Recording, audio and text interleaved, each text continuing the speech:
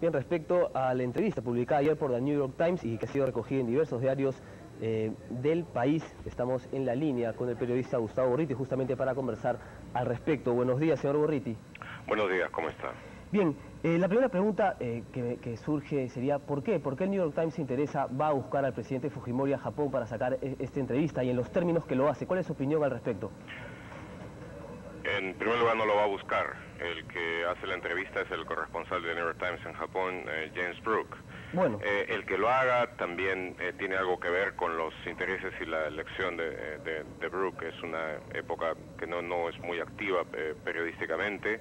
Luego hay que recordar de que Jim Brooke fue corresponsal del New York Times aquí en el Perú a partir del 90-91.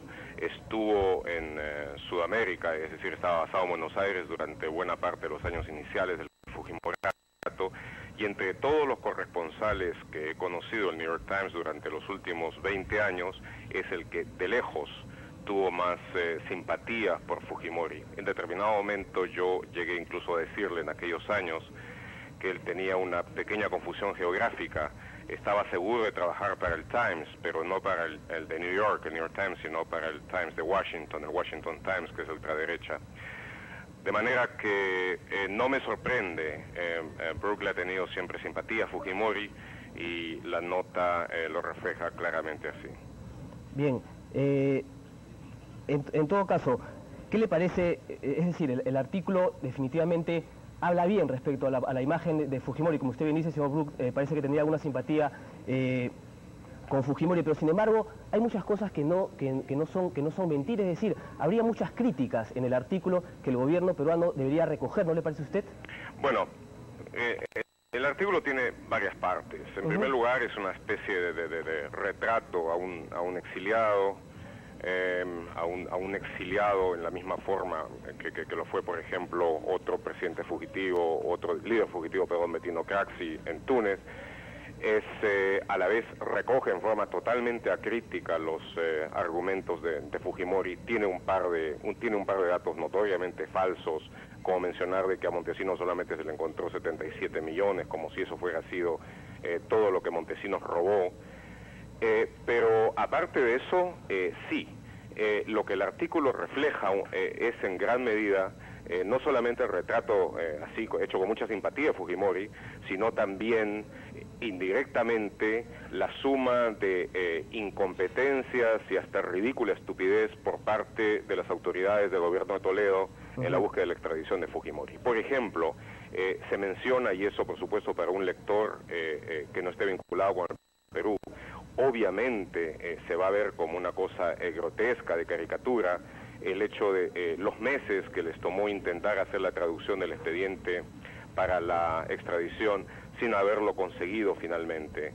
Y de paso también se menciona el hecho de que el gobierno de Toledo ha preferido, es lo que implica en lo esencial, y casi lo dice, ha preferido arrastrar los pies, hacer la cosa lentamente y quizá tener una especie de incompetencia estudiada en el pedido de la extradición de Fujimori, porque han escogido tratar de lograr recuperar la ayuda económica de Japón antes que buscar de que se haga justicia.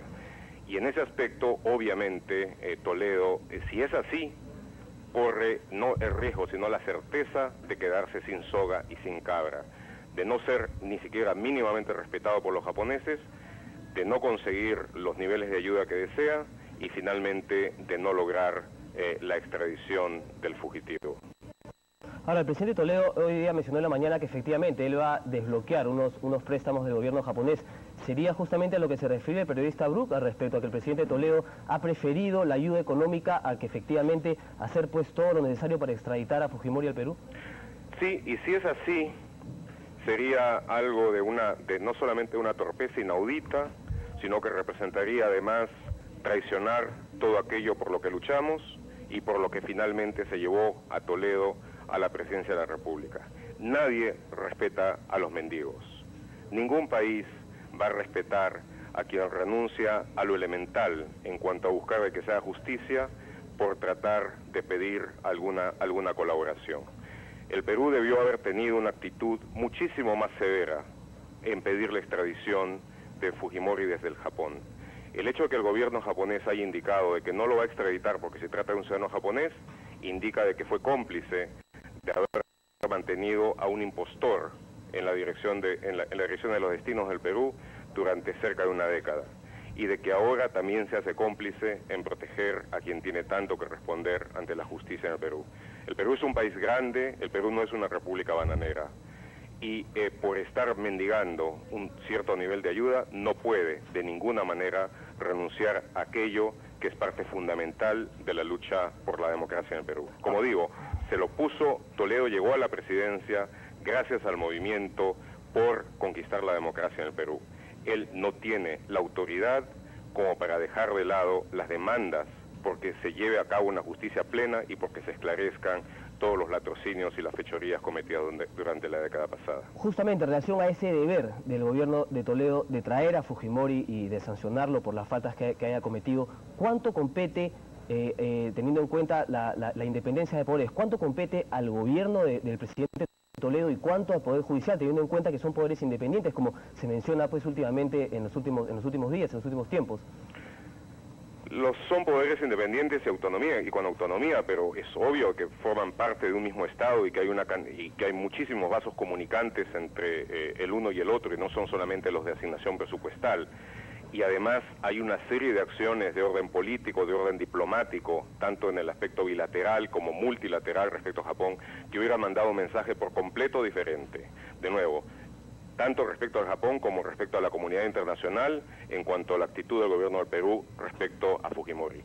Si ya se empieza a notar un desinterés total en cuanto a lograr la extradición de Fujimori, y si en lugar de exigir justicia se tiene extendida una gimoteante mano de pedigüeño para tratar de lograr algún nivel de ayuda por parte de quienes están albergando a un fugitivo, entonces el mensaje a nivel internacional es clarísimo. Quiere decir de que este gobierno se está despreocupando de la lucha anticorrupción, se está despreocupando por tratar de que se esclarezca a fondo lo que sucedió durante la década pasada, y por supuesto empieza a ser tratado con la condescendencia del caso, como es bastante obvio y como se desprende el artículo de Brook, donde se menciona gente del gobierno de Japón diciendo que sencillamente el Perú está perdiendo tiempo y dinero en tratar de lograr la extradición de Fujimori. Con eso intentaría que el Perú efectivamente deje, digamos, de trabajar o le quite ganas a esta labor de extradición. Ahora, yéndonos al punto de vista de los Estados Unidos, Brook menciona que, bueno, teniendo en cuenta las últimas situaciones del terrorismo a nivel mundial y la lucha que está teniendo Estados Unidos contra el terrorismo,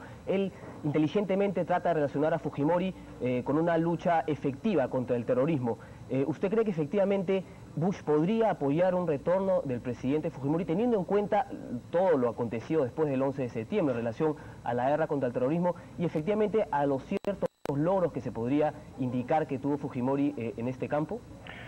Bueno, lo que Brook hace es, él sencillamente vierte lo que Fujimori dice en forma totalmente acrítica y hace algunos añadidos al respecto también, como indicar de que en el contexto actual de la lucha contra el terrorismo que ha metido Estados Unidos ya no importa tanto los medios, sino los fines, y de que eso de uno u otro modo reivindicaría la actitud que tuvo Fujimori.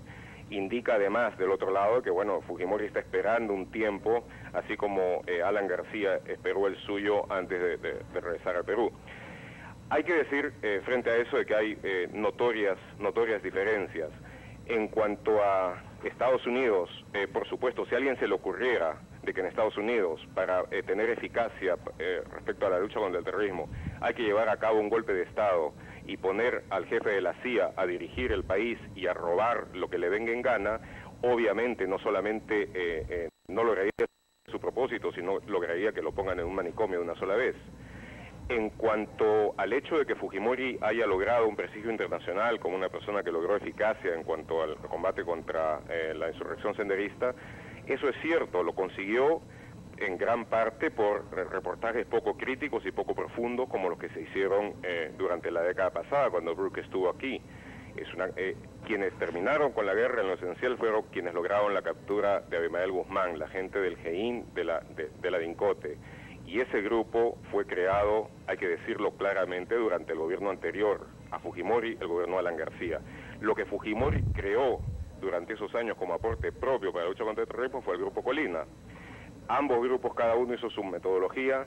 El grupo, el GEIN, logró sobrevivir al acoso y a estar rodeado por Montesinos de alguna manera, y finalmente logró capturar a Guzmán, cosa que casi había hecho todavía durante el gobierno de García. Y por último, la diferencia entre García y Fujimori es una y muy clara. García nunca hizo un golpe de Estado, y García fue una persona que estuvo perseguida durante los años de la dictadura y acusada por un poder judicial sometido. Pero hay buenas diferencias en esto. Yo no soy partidario de Alan García en lo absoluto, pero hacer una equiparación entre uno y el otro me parece que es un exceso total. Pero por lo menos para muchos peruanos la percepción es la misma, es decir, la ley no llega, finalmente la ley nunca sanciona al culpable, ¿no? Tanto en el caso García como lo que podría pasar ahora con Fujimori. Eso es totalmente, y eso es una percepción que no deja de tener fundamento, en la medida en que el gobierno y el Estado, y por Estado comprendo a los diversos poderes, han perdido energía, han perdido coordinación, coherencia y visión de objetivos en la lucha contra la corrupción. Ha habido una partida de caballos y hasta este momento, en la parte final, una carrera de borricos en la lucha contra la corrupción. Y pocas cosas, en pocas cosas eso se ha visto con tanta claridad como en el esfuerzo por extraditar a Fujimori. El rango de acciones que el Estado peruano en el nivel internacional tenía y tiene como para buscar de llevar a Fujimori a la justicia es amplísimo, pero obviamente no está utilizando ninguno de ellos, y en algunas cosas, tales como por ejemplo en la totalmente ridícula e inexcusable demora por hacer la traducción del expediente de extradición, ha dado una imagen grotesca ante la comunidad internacional. Álvaro Vargas Llosa menciona que hay un lobby político del Partido Republicano, la Casa Blanca, en favor a Fujimori. ¿Usted cree que esto sea cierto? ¿Quién estaría interesado y por qué? Bueno, lo que yo sí puedo decir, es muy posible que dentro de la gente que ha adquirido, de alguno de los que han buscado adquirir y lograr una posición de cierta fuerza dentro de la maquinaria de seguridad nacional de Estados Unidos, haya por ahí algún individuo que tenga simpatía por Fujimori. Pero en términos generales yo diría que claramente no es así. Y sobre esto debo ser sumamente enfático. En la parte final de la lucha contra el Fujimorato, nosotros, y por nosotros me refiero a la oposición democrática peruana, recibimos una gran y sólida ayuda del Partido Republicano. Quienes más nos ayudaron en determinado momento fueron personas como Roger Noriega, que en este momento tiene un cargo de mucha importancia dentro del gobierno de Estados Unidos, Kale McCurry, que sigue teniendo una gran importancia dentro del legislativo norteamericano, el propio senador Jesse Helms, que como ustedes saben es una especie de ícono de la derecha, y logramos a la vez, por supuesto, tener toda la ayuda de los sectores liberales. Otra persona que tuvo una gran influencia respecto a ayudar nuestro esfuerzo fue Elliot Abrams, quien ahora es una figura de muchísima importancia dentro de la Casa Blanca de Estados Unidos y precisamente en asuntos de seguridad nacional. ¿Pero por qué ayudarían a Fujimori? ¿Que no estará ahí? Bueno, ¿no ninguna de estas personas va a ayudar a Fujimori, se lo puedo garantizar, porque todo este conjunto de personas que tienen un alto nivel, cuya voz es escuchada en el debate político de Estados Unidos, conocieron muy bien de qué se trataba la dictadura de Fujimori y van a ser las últimas personas en ayudarlo o en buscar de ayudarlo. Puede ser de que, como le digo, a nivel de funcionarios de segundo nivel, dentro pues de la CIA o una cosa por el estilo, hay algún grado de simpatía, pero en el nivel alto, en el nivel del National Security Council, del Consejo de Seguridad Nacional, eso le puedo asegurar de que no es así, de que incluso la actitud sería mucho más fuerte en contra de Fujimori de lo que fue con el gobierno de Ben Clinton. Es decir, al nivel en que se maneja corrupción en el gobierno norteamericano, ¿estaría a favor de una ayuda a Alberto Fujimori? Si es que no es Yo no lo creo. Yo creo de que, de nuevo, estamos hablando de funcionarios, quizá de la CIA, de alguna organización de esa naturaleza. Ahí se manejan siempre de un segundo nivel, gente que tuvo algún grado de colaboración directa con Fujimori. Puede ser también de gente que tuvo un grado de participación en las acciones antidrogas claro. Durante esos años, y que encontraron que trabajar con Montesinos, aunque Montesinos traficara por su lado, era mucho más cómodo de lo que es la situación ahora. Pero en el nivel fundamental, en el nivel de la Casa Blanca, en el nivel del Poder Legislativo, donde se toman las decisiones políticas fundamentales, a menos de que el gobierno de Toledo cometa error tras error en cultivar y en manejar esas fuentes, eso yo no lo veo posible. Porque de nuevo, recalco, buena parte de las personas que tuvo una actitud más clara y que ayudó en forma más significativa en la lucha por conquistar la democracia en el Perú el año 2000, fueron precisamente las personas que en este momento desempeñan una labor muy importante dentro de la Casa Blanca y en el Legislativo de Estados Unidos. ¿Quién asesora a Alberto Fujimori en el Japón? Me da la impresión que estuviese relacionado con políticos muy poderosos en el Japón. Aquí, inclusive el periodista Brook menciona que vive sin muchos lujos, pero esto, según otra información, no sería del todo cierto. Está relacionado, inclusive su pareja sentimental posee un hotel y muchas propiedades. ¿Quién está asesorando políticamente? Fujimori ha estado desde el comienzo vinculado con políticos de derecha y de extrema derecha en el Japón. Para quienes el aspecto de orgullo étnico, que uno de los suyos se haya hecho para todo propósito práctico el shogun del Perú durante 10 años, eso es más que suficiente. Y que haya establecido una relación especial con el Japón, también lo es. De tal manera de que esa es la fuente central de ayuda y cooperación que recibe. Ahora, la derecha japonesa, bien organizada, bien estructurada, y mantiene una capacidad de presión indudable. Y de otro lado, por supuesto, Fujimori no es un asunto de seguridad nacional, de tal manera que para el gobierno japonés tiene mucho más beneficio ayudar a Fujimori que mucho más costo, porque el costo es ninguno. Sí, ¿Más beneficio ayudar a Fujimori que una buena relación con el Estado peruano? Es que lo que sucede, como estamos viendo, es que el Estado peruano no presiona en lo absoluto. No, por lo contrario, parece que estar dispuesto a irse olvidando de su deber de buscar de que se haga justicia en este caso, y por lo contrario, buscar de mendigar ayuda a Japón y considerar de que si se recibe un cierto nivel de ayuda, entonces se olvidaría aquello. Y si es así, entonces obviamente para el Japón no representa costo alguno el mantenerse dentro de la posición de ayuda a Fujimori, toda vez de que por el otro lado tiene a todo este núcleo de derecha y extrema derecha que lo apoya en forma ferviente. Una cosa muy diferente hubiera sido si es que el gobierno peruano hubiera tenido una actitud clara, fuerte, si es que hubiera estado dispuesto a denunciar a Japón incluso ante tribunales internacionales, y si es que hubiera estado dispuesto eventualmente incluso hasta a cortar relaciones con el Japón, porque una cosa que afecta no solamente los criterios más elementales de justicia, sino también los de soberanía del Perú. Una última, señor Urrutia, para terminar. Hay una teoría del periodista Francisco Gartúa que él menciona respecto a que el cerebro, después de todo, mucha gente menciona que fue Montesinos, pero teniendo en cuenta la situación actual, Montesinos en prisión y Fujimori en el Japón, relacionado con políticos muy poderosos y con una posibilidad de regresar en el año 2006 y competir directamente con Alan García. ¿Quién cree usted que fue el cerebro en los últimos 10 años? ¿Fujimori o Montesinos? Bueno, la persona que se encargó de armar el esquema de gobierno, de ponerlo en marcha, de mantener el control del poder y hasta hacer una división de tareas y especificar cuál era la división de tareas, es sin duda Montesinos. Lo que sucede es que Fujimori era el presidente y era la persona que tenía finalmente la última palabra formalmente y en muchas cosas también en un sentido sustantivo.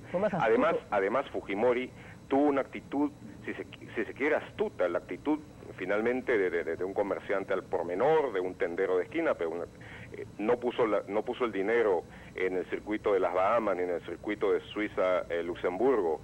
Si acaso lo que robó lo llevó hacia el Asia, donde cualquier posibilidad de investigar los depósitos que pueda haber son mucho más difíciles. Y finalmente escapó a tiempo para él, gozando de la preeminencia, y tenía la posibilidad de nacionalizarse japonés. Claro. Y Vladimiro Montesinos no tenía a Koseki. Bien, señor Urrutia, le agradezco mucho por el tiempo brindado. Muchísimas gracias por sus declaraciones. Gracias a usted también. Bien, el periodista Gustavo Urrutia comentando un poco respecto al reportaje publicado ayer por el diario The New York Times. Vamos a una pausa y volvemos.